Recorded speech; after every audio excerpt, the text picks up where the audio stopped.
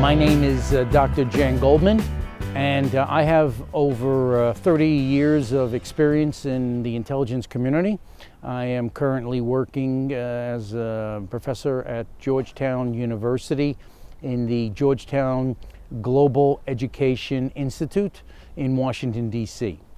I am also the editor of a series of textbooks in intelligence, and we have over 24 books in intelligence education. The name of the textbooks is the Security Professional Intelligence Education Series, published by Rowman & Littlefield. The topic I'm going to be discussing with the students is focusing on warning intelligence. Quite frankly, many people believe that warning intelligence is just a byproduct of basic intelligence. And my goal here in Spain is to teach at the master's degree the acquisition of knowledge in intelligence and its application as it relates to warning intelligence. Now, when I talk about warning intelligence, I look at it at 3 different levels. I deal with the strategic, operational, and tactical warning intelligence, and I differentiate those 3 levels. That's what I'm hoping to get across with the students in the program here at the university, is to get a better understanding of the estimative process and also focusing on anticipatory intelligence as it relates to national security. So that's pretty much in a nutshell what I'm trying to do.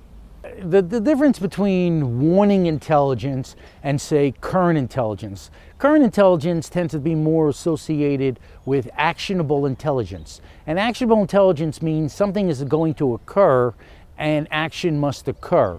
But that's not necessarily good warning intelligence. Good warning intelligence is related to anticipating an event so that you can effectively analyze and counter that threat. So warning intelligence, depending on what level, strategic, operational, or tactical, you will have enough time to counter that threat. Too often we discount warning intelligence and focus on current intelligence, and by doing so we end up running into crises. And of course, crisis is basically the absence of time to counteract any kind of threat. And of course, we have many crises, which means either the intelligence was not used or a decision was not made that properly counteracted that threat. Warning intelligence failures are basically when the warning is put out, but it is too late to counteract the event. Some people would say, for example, if you want to go back to Pearl Harbor, that in fact there was intelligence out there that was not received or analyzed or even assessed properly. And so, of course, when the attack occurred, the attack on Pearl Harbor on December 7th, 1941, was a surprise. Another surprise, you could say, 1968, when the Soviet Union invaded Czechoslovakia. We know for a fact that there was intelligence collected, but the fact is the policymakers refused to make a decision, so the Soviets rolled into Prague, and in fact, it was a surprise. I wouldn't necessarily call it an intelligence failure, but clearly some people would say that that was a warning failure. This differentiates the difference between intel failure and warning failure. When you talk about, if you look at warning intelligence has a certain framework. And the framework on providing clarity, conciseness, convincing of information, and in a timely manner.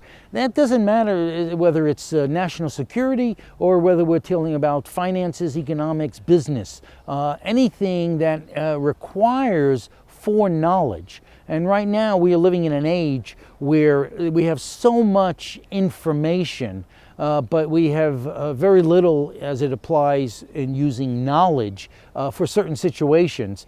And a warning helps you take information and turn it into knowledge so that you can anticipate events, whatever those events are. There's 2 areas that I'm known for, and that is warning intelligence and and ethics and intelligence. And actually, there is some intersection between warning and ethics. For example, just because you are warning does not mean that the warning must always be given.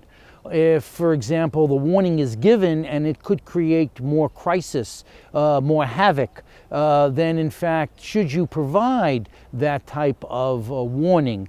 Warning is something that is not absolute. It really is relative.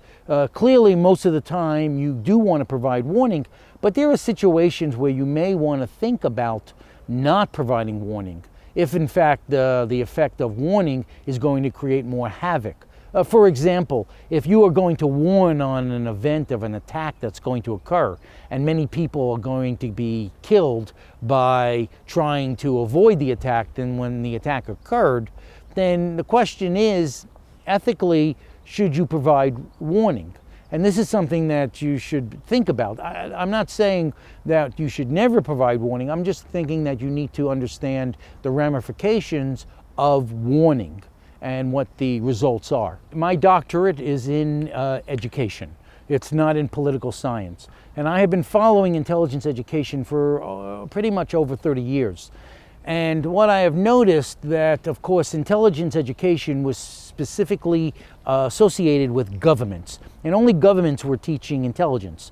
But of course, over time, particularly in the post-9/11 era, everyone is now interested in intelligence, whether because this is a job or for the fact that intelligence is now more readily available.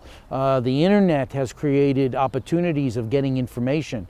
And so now we can now look at intelligence as being much more pervasive in society.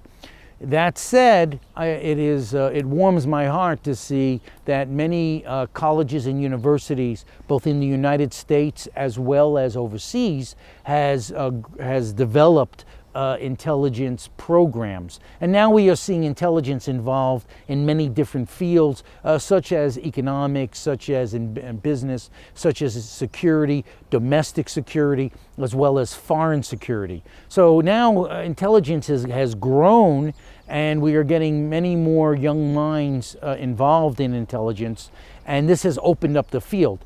Intelligence is still considered something of a, not yet a discipline, but I would consider it an emerging discipline. So as it becomes more of a discipline, we will see the professionalization of intelligence.